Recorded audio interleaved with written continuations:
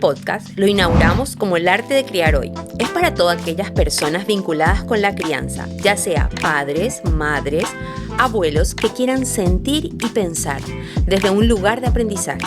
Hablaremos aquí de lo que nos pasa como padres. Bienvenidos al arte de criar. Hoy vamos a hablar de cuando la comida reemplaza al amor, la nutrición, emociones y vínculos. Nuestro objetivo es hablar no solamente de comida, de calorías o de un plato especial. Nuestro objetivo es hablar de vínculos, sobre todo en los primeros días, cuando la comida se vuelve un puente entre el amor y el cuerpo. Porque alimentar no es solo dar de comer. Muchas veces es una mirada que te dice, yo estoy acá. Que a veces incluso es poner en palabras y poner en amor lo que no se puede decir y lo que se calla. Es muy importante que le acompañemos a nuestros hijos en este vínculo y en este momento. Hoy nos acompaña una invitada muy especial, la doctora Natalie Ríos, nutricionista, especialista en enfermedades crónicas, directora del Instituto de Nutrición y de Ciencia de la Salud, con quien vamos a recorrer un camino hacia la nutrición. Y vamos a estar hablando de cómo la nutrición influye en los primeros años de vida. Bien, cuando hablamos de vínculo, de madre, de hijo, siempre se nos viene a la cabeza ese gesto de amor, de cuidado, de abrazos. Pero hoy nos vamos a ir un pasito más allá. Vamos a ir a la nutricional, pero no a esa nutrición de que hablamos del plato, de los nutrientes. Vamos a hablar de esa nutrición que está en cada cucharita, en cada mamadera o en cada pecho o en cada no me gusta, no quiero. Porque ahí hay algo que es ese acto de alimentar que tiene que ver con la nutrición, pero entendida también desde otro lugar, desde un lugar vincular. Y ahí me encantaría poder hablar contigo de qué papel juega en la construcción del vínculo esos primeros años de vida, esa construcción entre lo que alimentamos vincularmente con el niño. Bueno, antes que nada, muchísimas gracias por la invitación. Para mí es un honor estar acá con dos referentes de la crianza, así que espero poder aportarles algo en este espacio tan enriquecedor. Y respondiendo a tu pregunta, podríamos decir que la alimentación es el primer lenguaje del amor, que la alimentación no es simplemente nutrir el cuerpo del niño, sino que va muchísimo más allá. Implica, ese acto de comer implica protección, cuidado, contención, tiempo. En ese espacio se crean los primeros vínculos, esos lazos que tenemos que fortalecer y que muchas veces puede no salir como queremos. El vínculo puede ser sano o no. Qué fuerte pensar que el primer te quiero no se dice si no se da, entonces, ¿verdad? Sí. Es así mismo. Es a través de ese relacionamiento donde yo amamanto, donde tenemos que pensar en cómo cargo al bebé, el tiempo que le dedico, la paciencia que tengo en ese momento.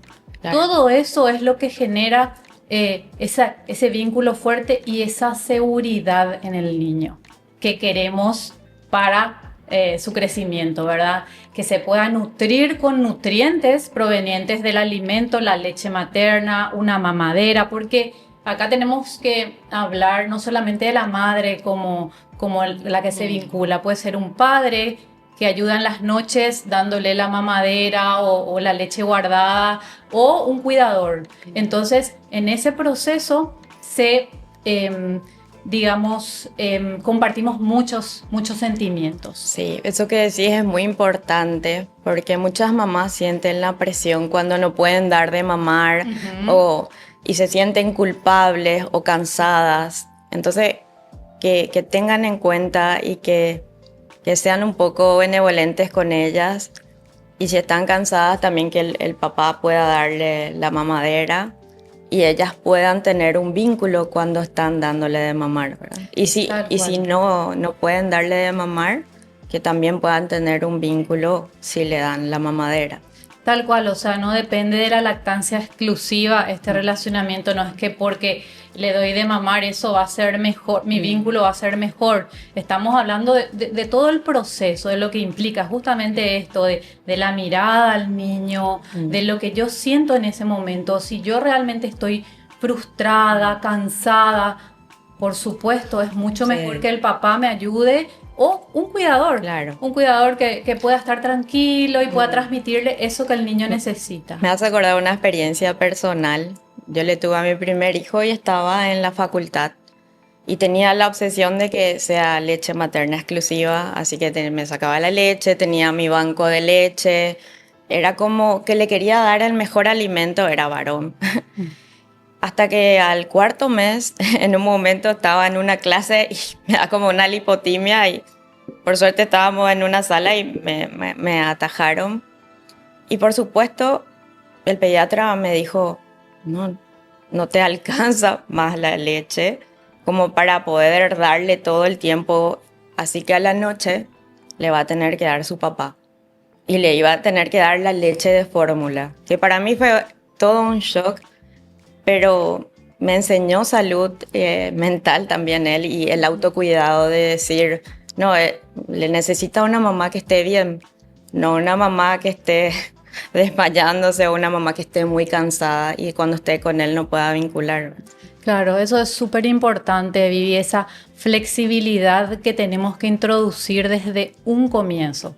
Desde el proceso de amamantamiento o de la mamadera, como decimos, de no neurotizar ese momento, sino todo lo contrario, relajarnos, disfrutar, porque nuestro disfrute va a ser el disfrute de ese niño y eso es muy importante. Ahí me haces pensar un poco, Nati, lo que pasa bastante, que parecería que nos preparamos, sí, para esa alimentación de esos primeros años de vida, ¿verdad? Esos primeros meses. Y después, ¿verdad? ¿Qué pasa en esos espacios después en la nutrición? Cuando de repente está ese plato de comida y ese nene no quiere comer y no hay, y se olvida de que cuando ponemos emocionalidad, también estamos poniendo como un nutriente esa emocionalidad, ¿verdad? Y se convierte en un momento de tensión, de estrés, de frustración. Y en ese momento olvidamos que nosotros teníamos que ser un puente para que ese niño se nutra y nuestra misma emocionalidad confunde, bloquea el hambre. Es así. O sea, es muy importante poder brindar en ese espacio de comer armonía principalmente. Y no ir a los extremos en relación a lo que es la alimentación. Cuando hablamos ya de un niño o de un adolescente, lo que más importa es poder conservar, aunque sea uno de los espacios de comida en familia o en conjunto, o madre-hijo, padre-hijo, o salir a tomar algo, porque sin dudas que es un espacio muy vincular donde puede esa comida o ese alimento quedar asociado a algo negativo o a algo positivo, ¿sí? Y eso no sucede solamente los primeros años. Eso sucede toda la vida. Claro. Entonces, sabemos que la alimentación es cultura y ahí entran otros ingredientes. Entran los gustos, entran los hábitos familiares. Cuando hablamos de un niño o una niña, estamos hablando de dos familias que se unieron, la familia de papá y la familia de mamá, que tienen totalmente historias diferentes, culturas, hábitos, gustos, y se hizo una nueva cultura familiar. Entonces eso es muy importante y suele pasar que a veces es muy diferente o a veces, no es fácil congeniar esos dos mundos. ¿Y qué huellas puede dejar justamente cómo le alimentamos a nuestros hijos? ¿Cómo ellos después se relacionan con los demás, con su propio cuerpo, con sus emociones?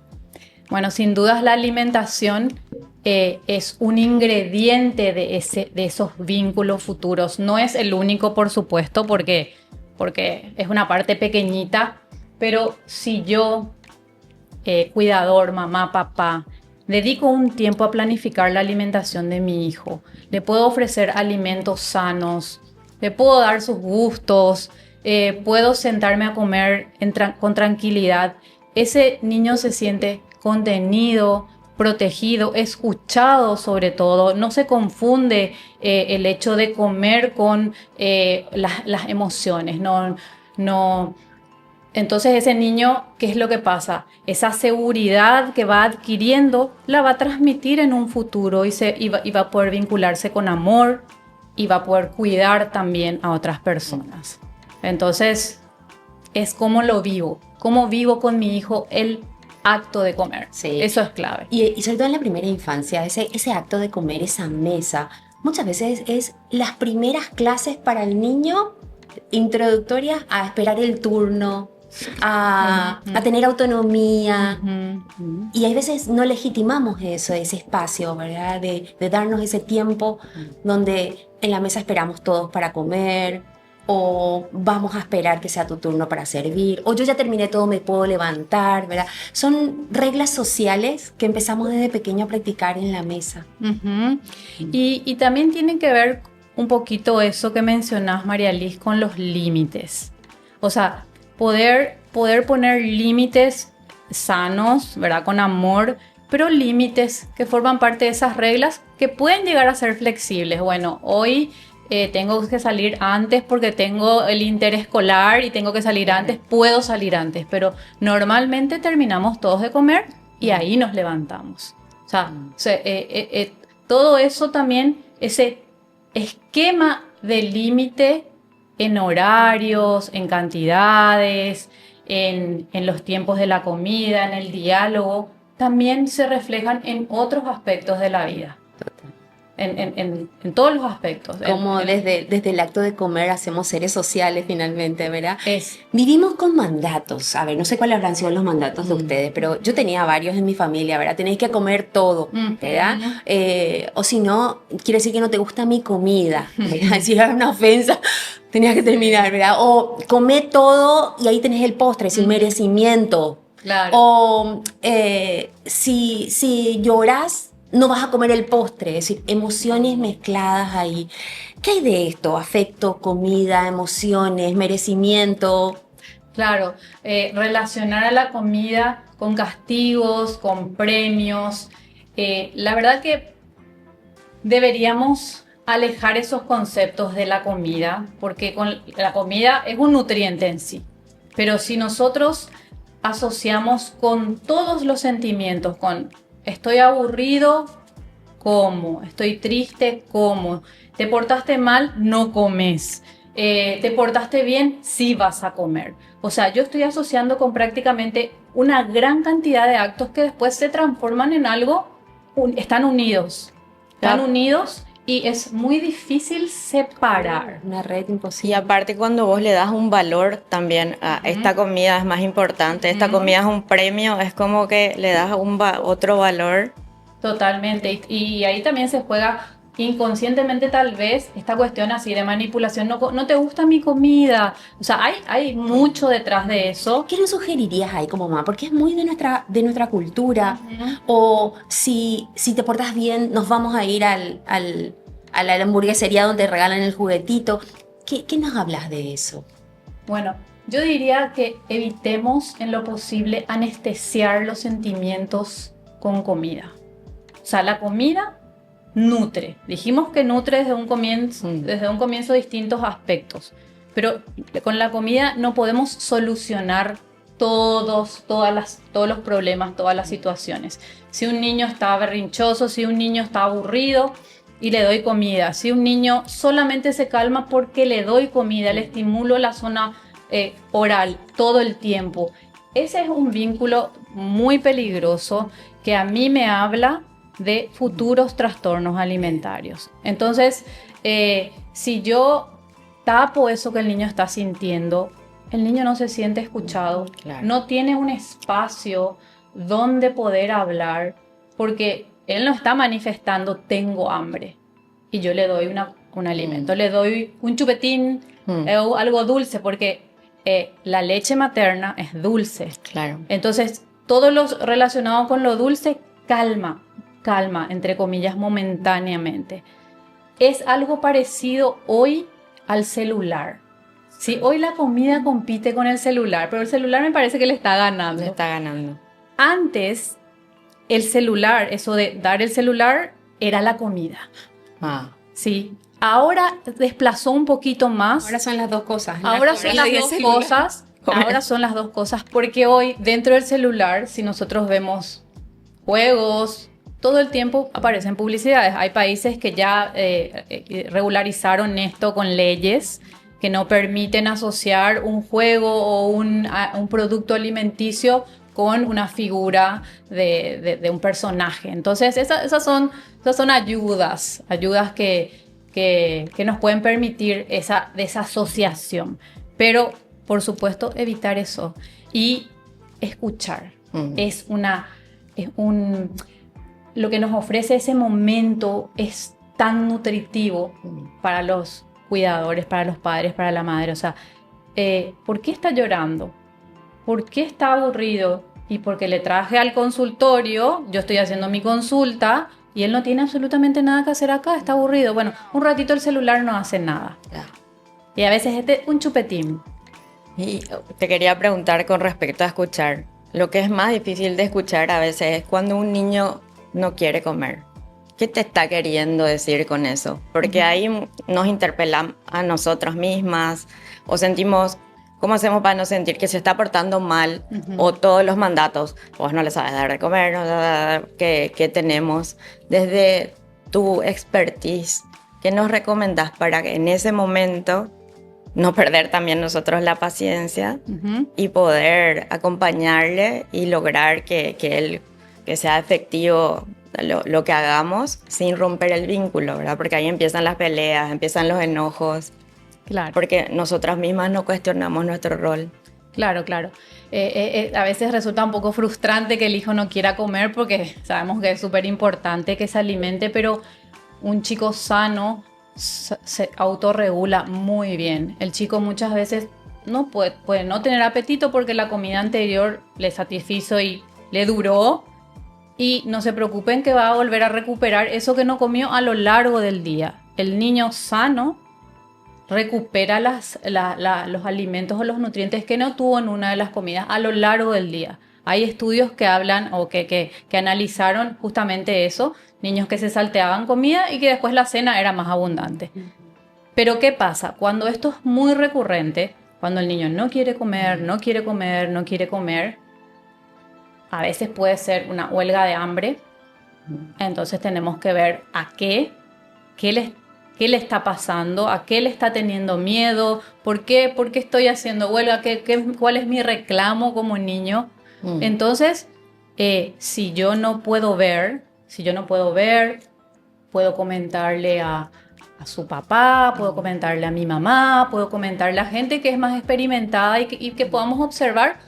O bueno, si esto por supuesto que se alarga, tengo que recurrir a un profesional sin lugar a dudas. ¿Cómo ser un puente ahí, ¿verdad, Nati? Entre ese plato de comida, ya sea por exceso o por falta, pero poder entender y ser un puente. Porque a veces nos quedamos en el control en exceso.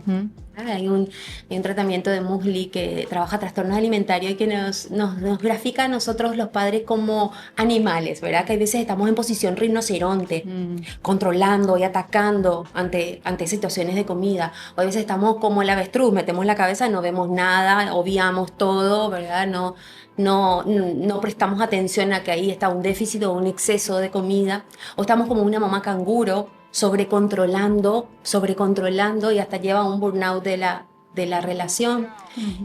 Y nos invita a mirarnos desde otro lugar, de mirarnos como padres más constructores, como decía un perro San Bernardo, dice el modelo, que podamos ser más protectores, más compasivos, acompañar sin sobreproteger, y nos permite de esta manera ser ese puente y poder entender qué está pasando ahí, porque evidentemente si esto se instala, algo está pasando.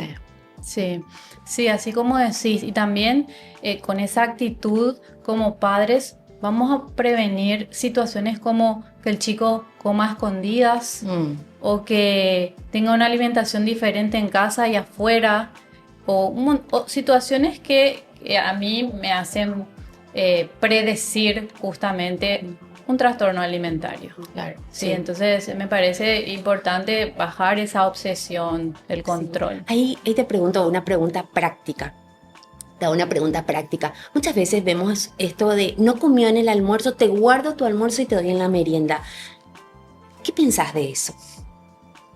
Y pienso que el almuerzo es el almuerzo y la merienda es la merienda. Y que el sabor no es el mismo y que yo no puedo obligar a una persona a comer porque obviamente que se va a sentir peor y lo que yo estoy haciendo ahí es justamente esto. Controlando, obligando, sin pensar por qué no comió. Me perdí de una oportunidad como mamá de ver por qué no comió. No le gustó la comida del colegio, quiso jugar fútbol, lo que sea, no sé. Claro, y ahí empieza a hacer la comida desde el control. Exactamente. Y el niño y el adolescente después, o como querer tomar el control de una emoción o al contrario, la pérdida de control en algo concreto, ¿verdad? Empiezan a unir esas emociones. Exactamente. Y también a no poder confiar. No quiero en este momento. No confío. Ya no te voy a contar. Bien. O sea, no tengo esa contención que yo necesito, sino tengo otra cosa. Y ahí se van perdiendo algunas cuestiones importantísimas para la vinculación, Sí. principalmente pasando a la adolescencia, ¿verdad? Que ya pasamos de el control a la comida al control al alcohol. Sí, que también es así, es un pasaje similar. Entonces, vos nos sugerís que ese plato no se ha tomado como un castigo. Para nada. Claro. Para nada, no es el horario, no es el momento, no tiene nada que ver, la comida es otra, puede causar repulsión al niño, al adolescente luego ni hablar, ¿verdad? Entonces, escuchar y entender qué pasó, y puede ser, como dijimos, desde quise jugar fútbol hoy, o la comida tenía un bicho y no me gustó, O esa comida no me gusta. o esa comida no me gusta, o resulta que en el comedor no me gusta la comida del comedor, sinceramente, Claro. y no estoy comiendo, y ahí te enterás que hace 2 semanas que no está comiendo el almuerzo, y poder realmente aprovechar ese momento. Yo invito a eso, a aprovechar esos momentos, porque dan tanta información cuando estamos conectados con nuestros hijos, es en segundos que nos damos cuenta de qué es lo que está pasando ahí. Bien. Y puede ser una etapa transitoria y que si reforzamos desde este modelo de represión, ¿verdad? De rinoceronte, de ataque de control, eso se puede instalar como algo más delicado dentro de la alimentación. Totalmente. Hablando de alimentación, trabajo con niños hace muchos años y me tocó estar en horarios de comedor, de merienda, y ya pasé por todo tipo de padres y observo dos extremos. Los padres de ultraprocesados, ¿verdad? Anti ultraprocesados, donde en un extremo yo no le doy azúcar, si bien en el cumpleaños hay torta, por favor no le dé porque no consume carbohidratos. Bueno, ok, eso tenemos acá en un extremo. En otro extremo tenemos padres que no miran calidad de alimentos, pueden comer todo el tiempo los ultraprocesados, una gran cantidad sin controles, y no hay un balance dentro de su alimentación. Hasta podríamos decir que no se controla qué tipo de alimentos puede comer o cuántas veces come, qué tipo de alimentos come. ¿Cómo te parece que eso influye en el niño? ¿Cómo te parece que eso hoy está llevando nuestra sociedad, nuestros padres, como padres están llevando este tema? Bueno, los extremos, aunque parecen distintos, son exactamente lo mismo. Y en este caso tienen un común denominador, que es el descuido. Si yo, papá, mamá, no me tomo el tiempo de por lo menos asegurarme que 2 de las 4 comidas que mi hijo come sean comidas caseras, comidas más naturales, con alimentos de verdad, y todos los días le pongo caja, lata, esto a la noche meto al microondas y le doy, hay un descuido importante. Y por supuesto que no culpo a esos padres, porque muchas veces puede ser desconocimiento, muchas veces puede ser estoy con un montón de cosas. Si es algo temporal, Sí, es totalmente aceptable y pasa muchas veces. Inclusive en los viajes nos pasa. Pero si esto es una constante y si esto es un estilo de vida, sí es sumamente peligroso. Y sí se nota ahí un abandono y una despreocupación del chico, ¿verdad? Es un chico, como yo digo, con déficit de atención de los padres. Y lo mismo ocurre con el otro extremo, o sea, si yo le doy una mala calidad o inclusive te digo más, si el otro extremo es la obsesión por comer, sin gluten, sin lactosa, sin esto, sin lo otro, con este tipo de fibra, o sea, donde llevo a la neurosis obsesiva la alimentación, es sumamente peligroso también. O sea, son exactamente la misma cosa. Claro, porque encima no le estás escuchando a tu hijo, porque si se va a un cumpleaños y no puede comer la torta que están comiendo sus amiguitos, también es como que estás muy obsesivo en eso y no le estás viendo. Estamos de nuevo en lo mismo, ¿verdad? Sí mismo. Y con respecto a eso también quería preguntarte, porque cada vez se da más y cuando vemos trastornos de la conducta alimentaria también tiene que ver con esto. ¿Desde cuándo la comida empieza a ocupar un lugar que no corresponde en la infancia? ¿Desde cuándo muchas veces comemos o los niños comen para llenar un vacío emocional y no por hambre o lo contrario? ¿Y vos qué nos aconsejás como señales tempranas para que podamos ver los papás y poder también acompañarles, no solamente desde el control, sino desde el vínculo? Bueno, en ese caso, primeramente poder observar, ver si esto es así. Nosotros en nutrición deberíamos hacer una anamnesis clínica nutricional muy profunda del contexto del chico para poder entender su relación con la comida, no solamente para calcular el valor calórico, los macronutrientes y demás. O sea, es mucho más importante esa relación con esa comida. Y entonces, si eso se está observando, poder alertar a los padres. No hay que desesperarse. O sea, estamos a tiempo, siempre estamos a tiempo. Aunque la persona sea adulta, estamos a tiempo de poder modificar y reestructurar. Si bien los chicos necesitan una estructura, necesitan conocer que acaba el carbohidrato, que acaba la proteína, así como necesitamos los adultos también, pienso que tiene que ser flexible eso. Y de por ahí mostrar al padre o a la madre dónde está esa rigidez que llevó a eso. ¿Cómo podemos desarmar eso en conjunto y de a poco con tranquilidad? Y también pensar que los chicos no por sí solos no hacen lo que hacen. Ellos escuchan, pero sobre todo observan. Observan a papá, observan a mamá, se tienen que identificar. Y también la alimentación es una identificación. Yo me identifico más con mi mamá, que come más fit. Yo me identifico más con mi papá, que le encantan las golosinas. Entonces, mirarnos para poder comprender también qué está pasando ahí. Claro, porque nosotros como adultos influenciamos, aunque no le digamos. Yo me pongo a pensar que soy de la generación de que, bueno, mi mamá vivía de dieta, o en la generación de las supermodelos. Entonces es como que uno tiene una visión ante la comida y ante el cuerpo que es muy importante trabajar, porque si tu hijo te ve no, esta comida es mala, o mirándote el cuerpo, o mismo vos diciendo no puedo hacer esto, es como que ellos aprenden también, ¿verdad? Y otra cosa que a mí me parece muy importante, que puedan hablar de sus emociones, porque si no uno se come sus emociones, o a lo contrario, utilizan como para controlar algo que no pueden hablar. ¿Y qué rol tiene justamente esta herencia de la abuela, de la mamá, del papá en el chico? Es todo, realmente es todo. Y acá, como dijimos, vienen dos mundos, ¿sí? Dos mundos culturales, históricos, emocionales, de alimentación.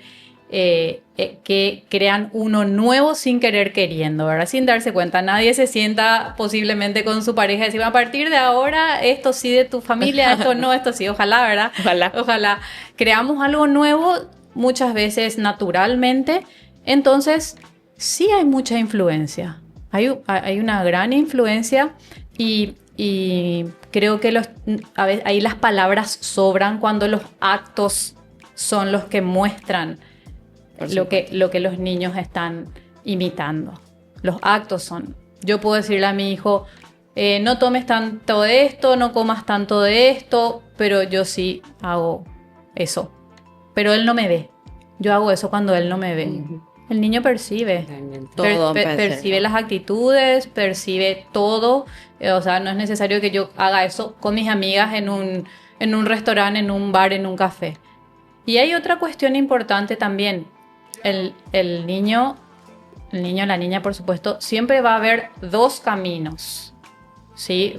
Siempre va a tener dos opciones, la de mamá y la de papá, cuando esas dos opciones son diferentes.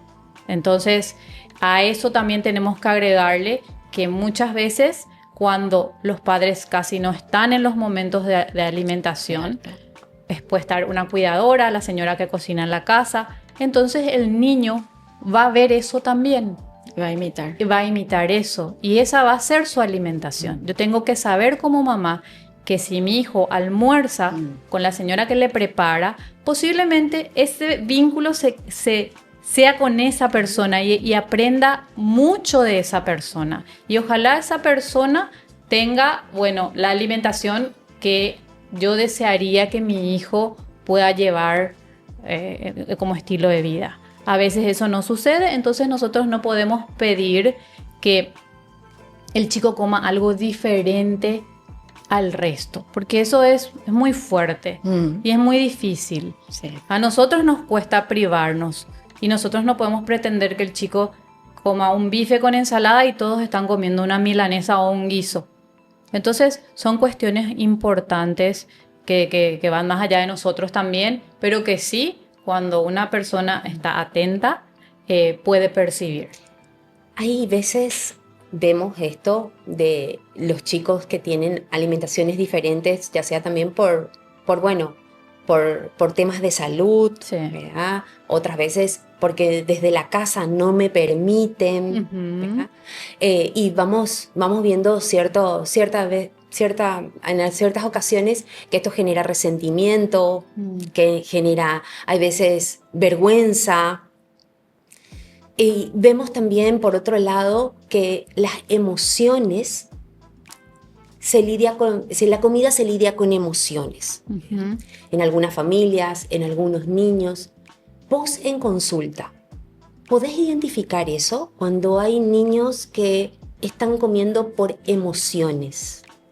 Sí, por supuesto. Es muy sencillo ver eso, pero no a través de esa evaluación del niño, a través de cómo la madre, el padre o la persona que lo acompañó cuenta que es la vida familiar. Es muy fácil detectar eso. Y en relación a situaciones patológicas que por supuesto implican que el chico tenga que llevar su propia comida, eso es muy importante poder hablarlo, poder ver eso como que fue una situación que me pasa. Yo no soy una etiqueta, yo no soy celíaco, yo no soy diabético, yo no soy anoréxica, yo soy Juanito, yo soy María, que estoy transitando por esto, que a lo mejor es momentáneo o a lo mejor es crónico para toda la vida. Entonces tengo que adquirir herramientas emocionales y por supuesto que tengan que ver con la alimentación para poder vivir mejor y estar mejor. No es que lo otro está prohibido porque yo no quiero que comas eso porque eso es chatarra. No, en este momento tu condición no te permite. Vivirlo desde otro lugar, no desde la tragedia de que nunca más voy a poder comer esto. No, vas a comer otras cosas, vamos a aprender juntos a preparar un pan diferente, va a ser otro momento de vinculación, de vínculos con tus hermanos, vamos a preparar entre todos una torta, los sábados a la tarde vamos a ver recetas nuevas que podamos incluir. Entonces, eso es para trabajarlo. Bien, qué interesante, porque en la medida que te escuchaba decía qué necesario que es nuestro acompañamiento en todo esto para que el niño aprenda a lidiar sus emociones, su condición, si en caso de celiaquía o una diabetes, su condición, cómo nosotros como papás podemos ir acompañando, porque hay veces escucho familias que se instalan estas patologías en sus hijos y todos se vuelven con una alimentación diabética, ¿verdad? ¿Qué pensás de eso? Bueno, si es para acompañar a este niño, me parece fantástico. Si es para que todos puedan tener una misma alimentación, sucede mucho en los casos de celiaquía, donde sabemos que apenas un granito o una miga de pan puede intoxicar el alimento. Entonces, por prevención, ya todos en la casa comen lo mismo. Entonces, a mí me parece fantástico, porque es como que todos nos ponemos la camiseta. Y está bien, yo no soy celíaco, mi papá tampoco, pero mi hermanito sí. Bueno, queremos todos acompañarlo. Bien. Y realmente es súper contenedor. Bien. Para el niño. Ahí lo que pienso que sería importante es solamente poner en los otros miembros esa flexibilidad, ¿verdad? Es decir, que esa ventanita cuando abre el otro, su hermano, es porque él no tiene, pero sí es compasivo y te acompaña, ¿verdad? Pero ¿por qué si él puede comer y yo no puedo comer? Porque él lo hace por un acto compasivo contigo, pero sí tiene esa ventanita abierta, ¿verdad? Sí. Y cuando hablaste de los vínculos, me hizo acordar hace poco en Semana Santa, cuando cocinábamos con mi abuela. Ni siquiera me gusta mucho el garbanzo, ¿verdad? Con el bacalao, pero al ver el plato me llevó a ese momento en que poníamos el garbanzo nahua el día anterior. Me hizo acordar a Ratatouille, ¿verdad? Como te transporta a otro lugar ese vínculo. O hasta hoy en día, mis abuelos vivían enfrente, entonces yo iba a desayunar con ellos y ella molía el café y se olía ese olor. Y como tradición, yo también muelo el café todos los días, y es como acompañarte de una manera y llevarte a otros lugares. O sea, sí. Qué lindo, Vivi, porque ahí en eso que contás hay tanto amor, hay tanto cariño y cuidado de poder ofrecer a mi familia este tiempo con tranquilidad, y eso queda tatuado para toda la vida. Y esas son las tradiciones que luego de generación en generación pueden pasar, porque ahí sí hubo algo positivo en ese proceso de cocinar, de compartir, de comer. También, por supuesto que heredamos cuestiones, ¿verdad?, negativas, y podríamos también analizarlas, a ver desde dónde viene eso para poder cortar y que nuestros hijos ya no reciban eso mismo.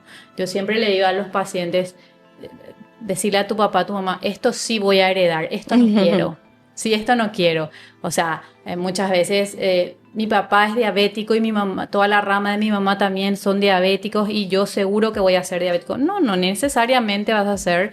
Tenés el gen, pero el gen puede estar dormido toda la vida. Entonces vos decirle a tu papá, gracias papá por esto, pero esto no. Si uno puede elegir. Y también, si no recibió lo que debería haber recibido en su infancia, por el motivo que sea, cuando somos adultos podemos darnos. Si lo hacemos consciente, podemos darnos nosotros eso. Como hoy se dice, rematernizarnos, ¿verdad?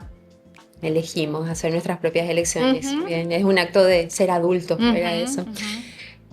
Lo que hablaba Vivi de heredamos nuestra historia, heredamos la cultura, heredamos nuestra familia, heredamos hábitos alimentarios.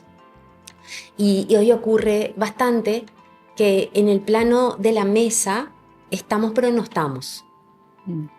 Estamos desconectados o estamos ausentes y por ahí con pantalla o sin pantalla.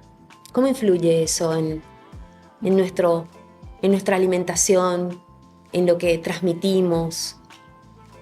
Es exactamente lo mismo. Como mencionamos hace rato, el celular le ganó a la comida y cumple ese rol, el rol de la anestesia. Yo le llamo la anestesia. Anestesio momentos, sentimientos, sensaciones, vínculos, se cortan los vínculos.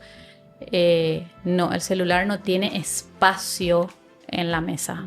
No tiene silla en la mesa. El celular tiene que dejarse. El celular no tiene espacio desde el momento en que yo decido sentarme a hablar con mi hijo. No puede estar, no puede sonar nada, tiene que estar apagado. Y en la mesa ni hablar.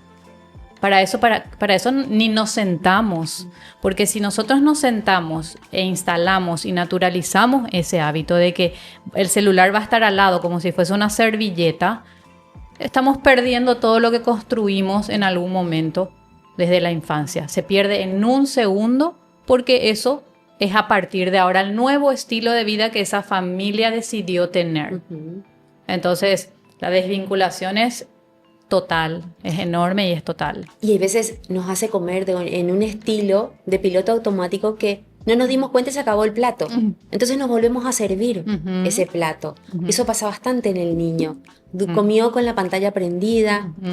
Finalmente no sabe si tiene hambre o no tiene hambre. No sabe si comió o no comió. Porque solamente le vino en la cucharita, a lo mejor por otra persona que le dio de comer. Claro. Y hay hábitos que se instalan desde chiquititos. Desde chiquititos. Y lo lindo es que llega la adolescencia y se pelea menos. Porque ya son hábitos. Esas son cosas que ya... Es decir, ya están ahí y mamá no hace y papá tampoco. Entonces, bueno, ya nos respetamos entre todos. Lógicamente que en la adolescencia van a haber igual competencias por esas pantallas, pero ya sabe qué valor tiene en la familia eso, ¿verdad? Sí, así mismo. Es muy difícil en este momento, yo entiendo esta cuestión que nos pasa a todos, de que de repente no tenemos el hábito de apagar el celular cuando entramos a nuestra casa y cerramos la puerta. Como que ahí terminó el mundo laboral, no hay más urgencia que mi familia en ese momento. Entonces, es importante por lo menos hacer esa pausa, aunque sea 1 hora. Porque si no, obviamente que yo voy a estar transmitiendo, no me interesa lo que me decís. Es más importante el mensaje que la presencia de ese hijo ahí. Prefiero resolver la situación alimentaria de mi paciente que tu alimentación. Y claro, y con el tema de las pantallas también el sueño y no dormir más. Totalmente. Aumenta el hambre. Aumenta el cortisol, hay mayor relación de insomnio y enfermedades crónicas como la diabetes, o sea, todo se trastorna y entonces apagar el celular mínimamente 2 horas antes, yo sé que es la misión imposible, pasa mucho en la adolescencia, pero lo que uno ve ya después de horario no aporta absolutamente nada, solo resta.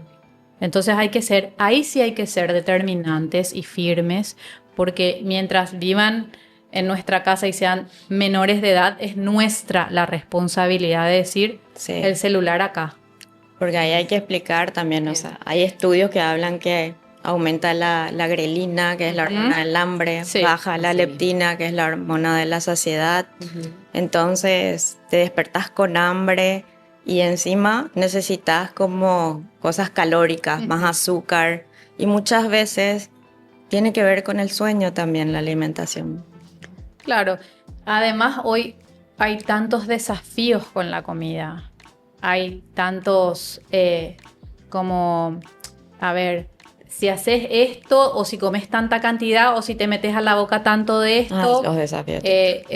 Desafíos con la comida que promueven tirar comida, que promueven hacer acciones obviamente de descontrol. Sí. Entonces, eso también en ese horario de la noche a mí me estimula a comer.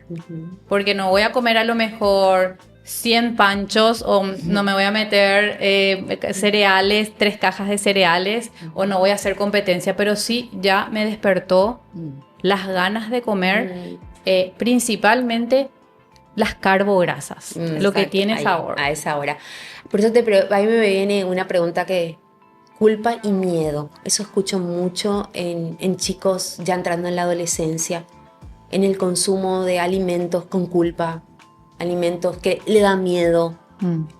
Y se empiezan a formar trastornos alimentarios en relación a esto.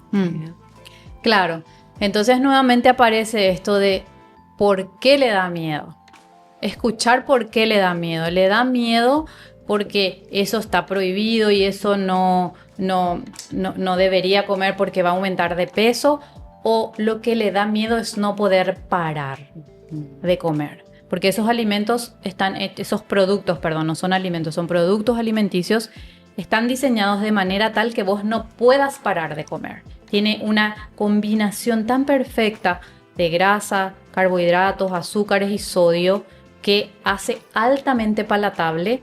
Y yo no puedo parar de comer. O sea, yo abro un paquete de papas fritas y no puedo parar de comer. Abro un paquete de galletitas y no puedo parar de comer porque tiene esa combinación perfecta. Me voy a un cumpleaños y veo la mesa de dulce. Ahora a los 15 que se ponen a dieta toda la semana para poder comer la mesa de dulce. Se preparan para eso. Entonces se someten a periodos de restricción, atracón, y van generando ese círculo vicioso que se instala después del evento inclusive. Entonces me restringo para poder comer con la cantidad que quiera, como quiera. Claro. Esas son conductas que hay que cortar. Y ahí después viene la culpa, sí, y entonces tenés el sentido del atracón, que después ya empiezan a relacionar con lo que le pasa y a comer cualquier cosa sin sentir, aunque sea un pan duro, ¿verdad? Y ahí ya pasa a lo emocional, ¿verdad? Así mismo. Mejor legado entonces que le podemos dar no es que la dieta perfecta, sino una relación sana con esa alimentación. Sí. Tenemos un desafío enorme porque esto de que hablamos ahora de los trastornos que ya se van formando tiene una entrada ya en la infancia. Tiene un aprendizaje que se va dando desde los primeros años de vida y que fuera decir, no es que el trastorno alimentario aparece como tocando la puerta de la nada.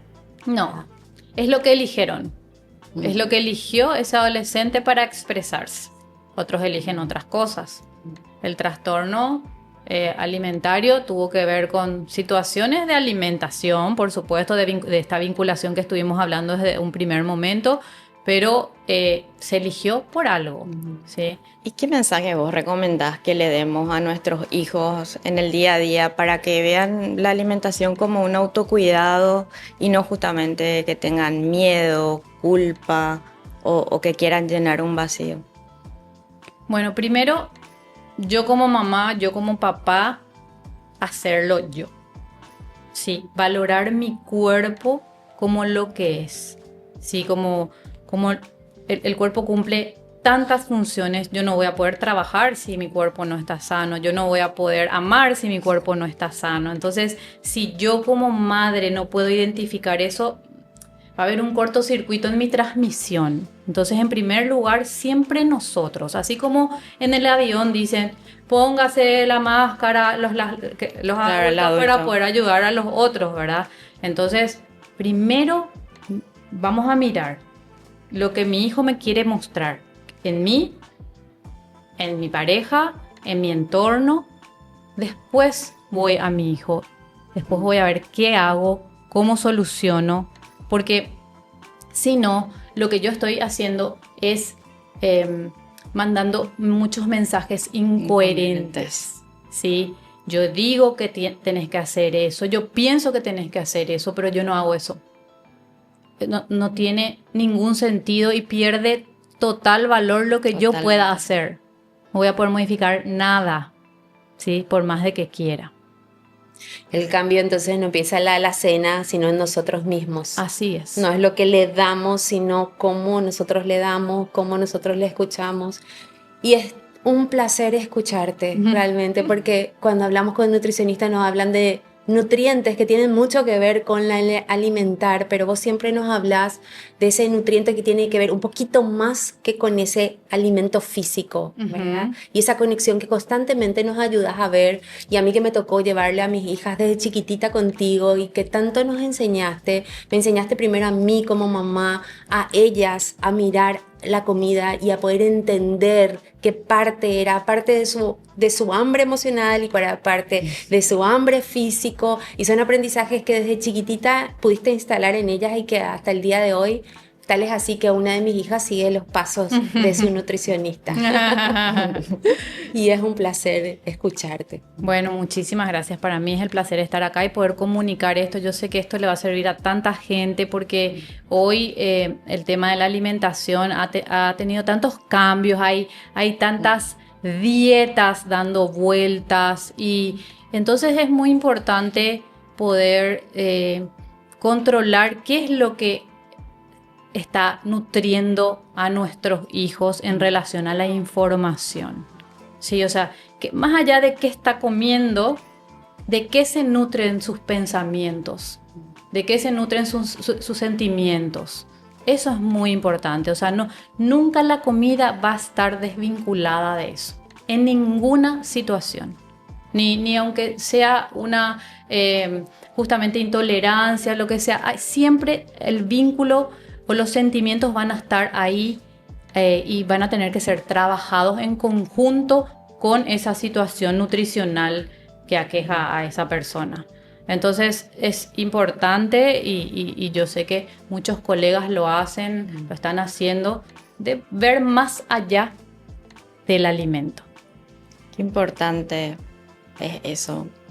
Qué buen mensaje, porque siempre lo que queremos transmitir es que nos miremos nosotros a nosotros mismos como papás, como mamás, que no importa, no vamos a ser perfectos, pero lo importante es ser conscientes.